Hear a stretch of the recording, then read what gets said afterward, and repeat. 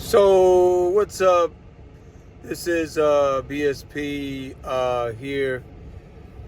I'm up here in Niigata City today. Came up to visit my in-laws. It's Obon season here in Japan, Obon week. Um, just taking a little bit of break. Everybody went to Muji's, which is really nice, especially store up here in Japan that we like to come to once in a while. So yeah, I'm just in the car chilling. My baby girl's sleeping behind me, so just want to make sure she's chilling for a minute. It's hot as hell outside up here, about 32 degrees Celsius. But what I want to talk to you about today is it worth buying an old house in Japan? And I'm probably going to call this video why you shouldn't buy an old house in Japan.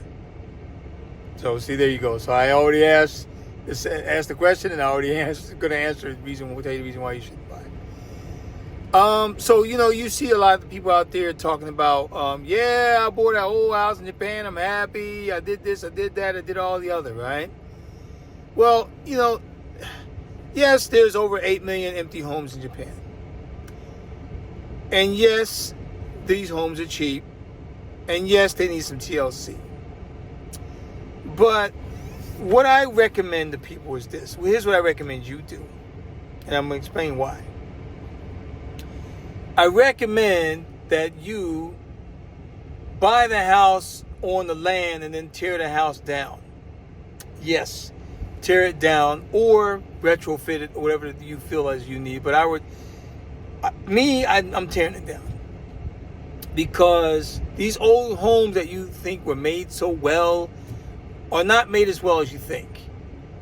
Okay, they're just old houses. And if they're older than a certain year, which a lot of them are older than 70, 80 years old, guess what's going to happen when an earthquake hits? And that roof is that with all that tile on top and those walls aren't that strong, because what they do is they made those heavy tiles on the roofs to protect against typhoons. They didn't want the roof blown off during a typhoon.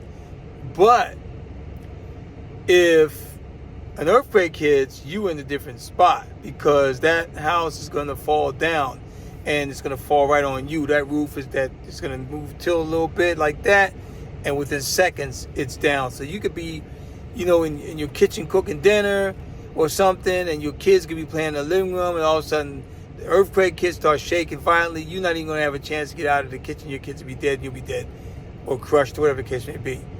That is the reality of these old homes if you buy them and you don't do nothing with them. Now, I did see on somebody's channel, I think it was only in Japan Go. He does a lot of videos here in Japan. I'm not knocking his brother's channel at all. I don't knock anybody's stuff. This is not what I do. But he did have a guy up there that just bought an old house, and he was they call them Akiyas, and he was really happy with his family and everything like that. And as he was walking around the house, I was like, damn, this looks just like the house I live in. And the guy, what got me about this guy is he said, oh, when I bought it, he said, wow, what did you do? He said, all I did was repaint it. All he did was throw some paint on it. That is the worst thing you can do. You gotta make sure that the house is retrofitted against earthquakes, brought up to modern specs. Because if not, as soon as the earthquake hit, it's going down. And he bought in Shikoku. Guess where Shikoku is? The island of Shikoku is. There's 4 prefectures on Shikoku. Guess where Shikoku is? Right in the heart of the Nankai-tro, which they're expecting to hit within the next 30 to 40 years. They just had us in the mega quake alert, which is going to expire on Thursday. But still, it's in that zone. So if this thing sets off, his house is down, his kids are gone, he's gone, his wife is gone, if they're in that house. You see what I'm saying? But so many people are like, oh, it's so cheap, I can get me a cheap house over here in Japan, I'm so happy. Yes, because the city that you're buying that house is in, they're going to be depopulating. If you bought a house in the city right now of 30,000 people, guess what's going to happen? In 10 years, it's going to be 20,000. In 20 years, it's going to be 10. And they're like, oh, well, I'm making a good investment. You're not making an investment. That's not an investment. That is not an investment at all. You're literally wasting your money on something that you don't need to waste it on. Like I said, these homes are old and they're not built to withstand a strong earthquake. They're just not built that way. You have to look at a lot of things. You're going to spend a lot of money on these homes, getting these homes back up to speed. A lot of money. You're going to need to replace the pipes. You're going to need to do a lot of work in those houses to get them up to speed. Yeah, they're cheap, but they're cheap for a reason. Japanese get you in there, and then you're going to be paying the property taxes. You're going to be giving taxes to the local municipality. Basically, you're just going to be keeping the municipality afloat for another 10 years, and then there's not going to be enough people with owning homes to pay the property taxes, and then everything's going to start shutting down. You're going to start seeing streets shut down. You're going to start seeing schools shut down. You're going to start seeing services shut down. And before you know it, in 10, 15 years, you literally got nothing. You're just out there on your own, living in a cheap house that you bought that got even cheaper. Because here's the thing about old Japanese homes, all Japanese homes, even including the one I'm getting built, which is going to be new, is unlike in the U.S., unless you bought a condominium in, say, the middle of Tokyo, or, which is a really good location, of course, in any location, any major city, because Japanese, you got to understand what the situation is.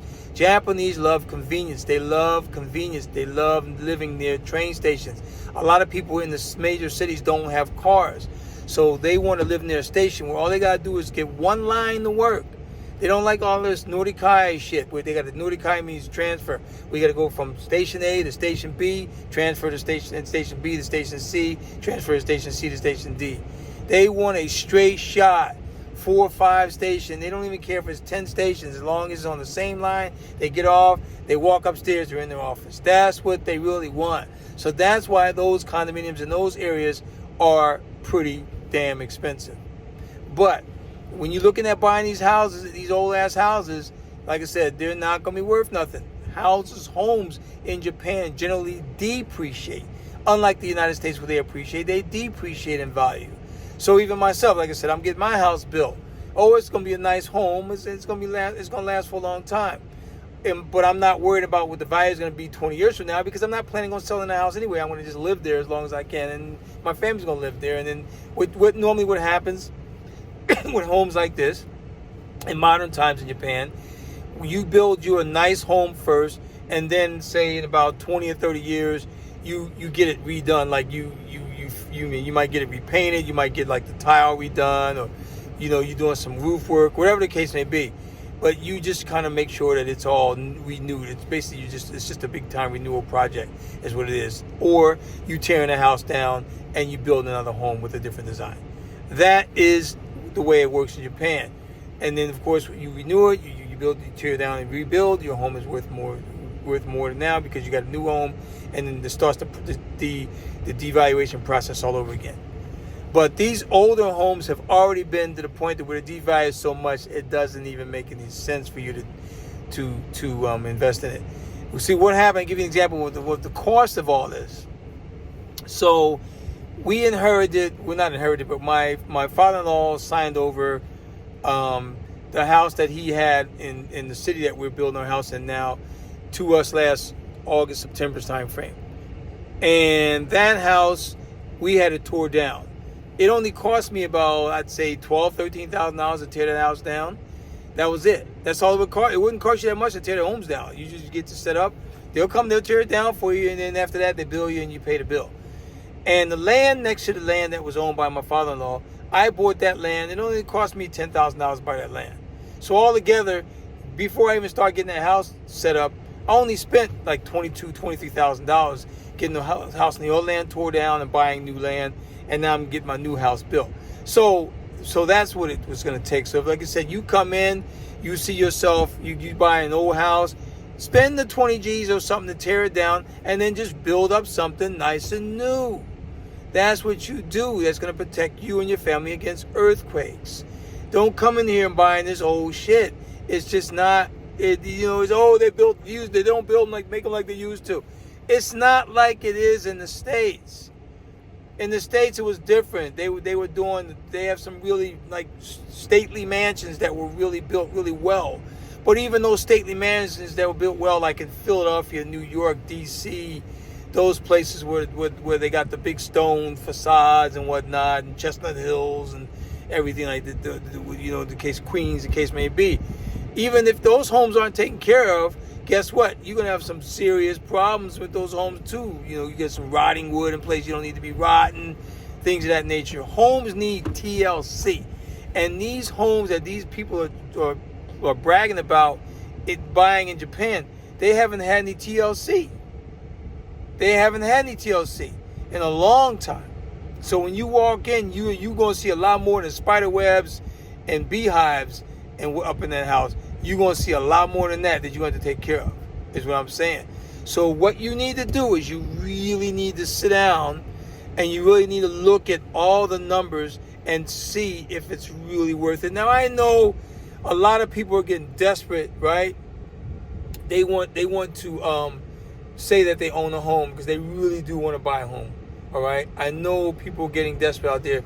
They really want to buy. I get it. I get that you want to buy. And some people are like, well, look, I can't buy in the U.S., so what the hell? Let me just go on and buy, in Japan. I get it, it's cheap. People brag, oh, I only spent $20,000, man. I got me a nice big house, man, in the countryside. I'm good to go. But 10 years later, try to get the water, or try to get the this, try to get the services, or try to get repairs, or try to get that. You're not going to be able to do it. You won't have it. Because nobody wants to go over there and deal with that. Okay, nobody. So you literally, before you spend that money, you need to do some serious thinking. So like I said, to me, the best way to do it, if you do think you want to get in those old homes, is get in it, tear it down on the property, which you can do. Is easy to do. One thing people really keep forgetting or don't understand here in Japan, Japanese got no problem tearing down properties. And I give you an example. You know me, I always have examples. I always back my shit up with examples. So we're getting our home built by Ishikawa House here in Niigata, and they're the number one home builder in the prefecture, right? I see why. They really build the homes well. Well, we've been going to this model home for the last 2 years to talk to our builder. Well, I was there about 3 weeks ago. I had to go pick up some paperwork. And the builder said, hey man, this is the last time you're gonna be able to come to this building. We actually got another place somewhere, another location. I said, really? I said, I already knew. He already told me. I said, because I didn't know it was gonna be that soon. He said, yeah, they're gonna start tearing this down next week. They were already taking stuff out of the bathroom, the kitchen when I got there. And that's a nice house. I mean, hell, it's so nice that if I wanted it out, it's a 10-year-old house, but I would have went in there and I would have just got it lifted and put it in another spot. And then I would have just retrofitted or whatever I need to do for upgrades. That's what I would have did with that. But that's how nice that house was. But he said, nope, we're going to tear it down, and that's that. Because their lease is up on that property. See? So these old homes that you buy, think about it. Tear them down as opposed to living them. Tear them down. And then come in and get you a new home built. Now, I know it's easier said than done. And it is. Because what you need to have in order for you to get that new home built is cash money. You need to have cash money. And depending on the size you want to build, the average is probably going to cost you somewhere around $250,000, depending on where you're at. Maybe a little bit less to get you a home built. And it's not going to be a big home. You'd be lucky if it's about, say, 78, 80, probably no more than, say, 100 square meters of a house, right? So that's what you do. But see, that's hard for the average person, because if you're not living in Japan on the right visa. Because a lot of these people, what they're doing too is they're coming over here just on a tourist visa, and bam, they're buying a home, right? You can't finance a hamburger on a tourist visa over here. So every transaction you need, it has to be done in cash. Every transaction, of course. Credit card, but I'm not talking about these little credit card programs. I'm talking about some big ass thing like tearing a house down and building a new one. That requires, because you won't be able to get finance, it's going to require cash. So you got to ask yourself, do I have the $20 to $25,000 to tear down the old place, and then do I have another $250,000 to $300,000 to build a new place? It's probably, I'm probably over exaggerating. It's probably going to cost you about $150,000 to $200,000 or on average to get the place built. But still, do you have that in cash? And here's the thing.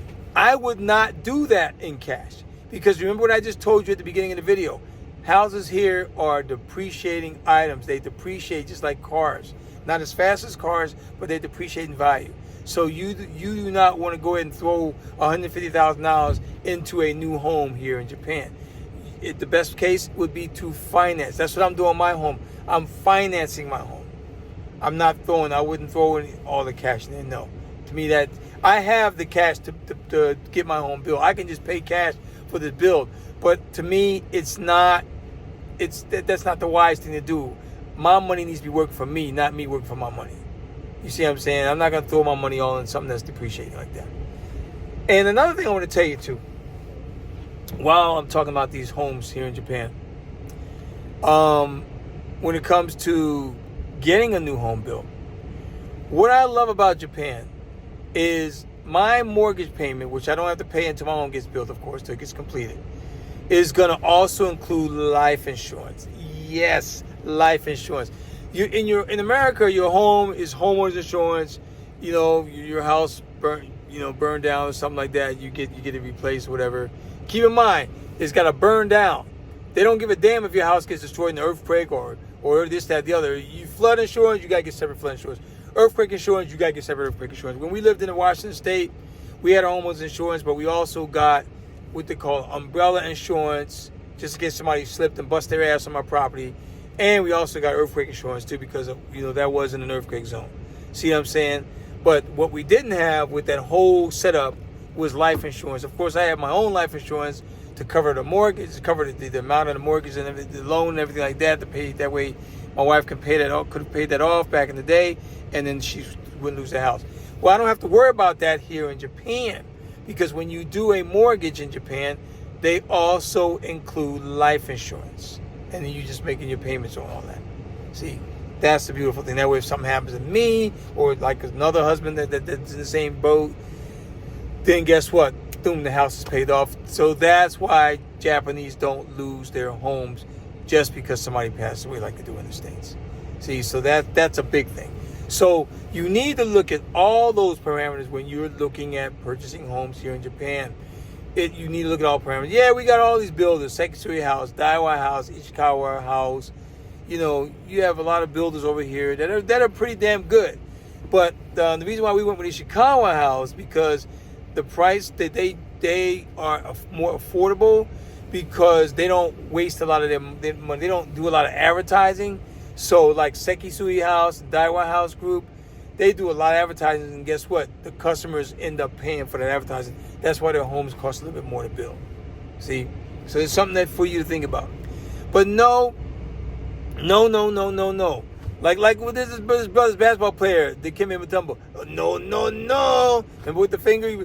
When he unblocked your shit, you trying to get a jam on him or get a shot off, and he snuffed your shit, and then he raised that finger before that long finger. No.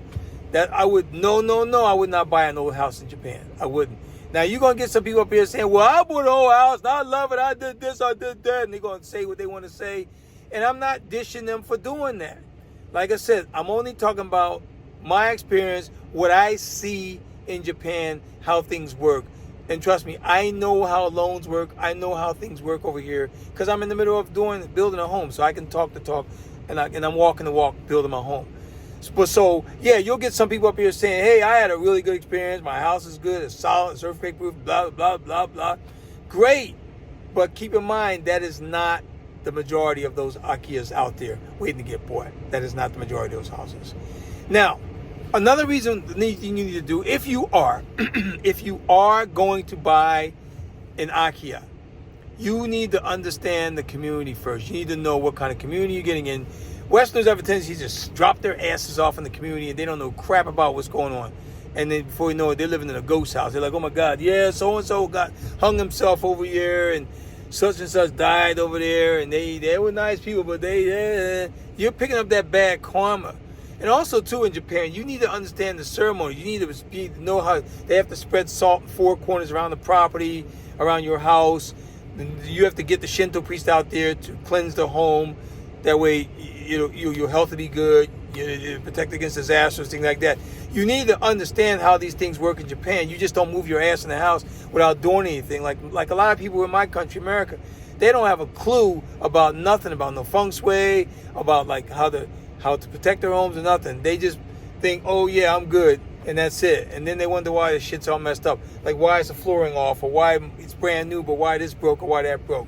See, when me and my wife moved into our house in Buckley, when we bought our house brand new, we didn't have any problems. But a lot of our neighbors around there had all kind of problems, man. Dishwashers blowing up in their house, walls buckling, this, that, the other, right? And the builder was supposed to have done a good job, but they didn't do.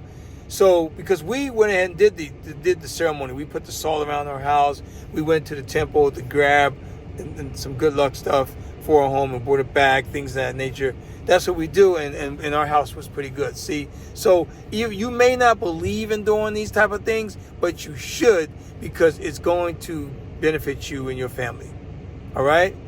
So, like I said before, and I'm always going to say this, and I'm against this. I don't think you should not, like I said, I'm going to call this why you shouldn't buy an old house in Japan. It's just too much work. Now, if you are the kind of person that understands how these things are, if you are a connoisseur of old Japanese houses, specialist in old Japanese houses, of course, go on and do your thing. But you're going to choose a good home. You're going to choose a well-built, because I'm not saying that all old homes are not well-built. There are some really well-built old homes out there but they're going to cost more, and they're going to be few and far between. The reason why a lot of Japanese are all like wanting to get rid of these homes, because they don't want to pay the taxes on them. And like where I live in Niigata, we get some brutal winters. A lot of these older Japanese are sick and tired of shoveling snow in front of their house, so they just move to like a mansion. They get a condominium somewhere, high-rise condominium, where somebody else takes care of the shoveling and all this other stuff, and the amenities they got, and they can just chill, and they ain't gotta waste their time breaking their back shoveling snow. That is why a lot of those houses sell. Also, a lot of people will sell their homes in Japan, or want to sell their homes in Japan, because they got another property somewhere else. So somewhere where it's more convenient, where they feel like it's a more comfortable life. So like, you know what? We got this property here. We want to go ahead and sell it. I got a friend of mine right now who's looking at property in Niigata City, and he's in that situation where the owner wants to, sell the home, and it's been on the market for 3 years. Because you'll see a lot of these places have been on the market for years before they finally get before they finally get bought or whatever. So also, another thing you need to keep in mind too, that not every Japanese person wants to sell you their home. They don't always want to sell it to you. So you may be like, yeah, I've seen a nice spot up here in Tohoku, up in Aomori. It's old, it's beautiful, it's blue forest all around it. That's what Aomori means, blue forest. And you're like, yeah, I'm going to move in here. And then you go to make an offer, and the owner's like, no. They're not going to do that. They're not going to, sell you that house. So with that said, I'm going to go ahead and go. I just wanted to put my 2 cents in on this Akiya, because I see a lot of people talking all this shit about buying an old house in Japan. And I'm just here to tell you, you shouldn't buy an old house in Japan. This is BSP. I'm out. I'll talk to you folks later on.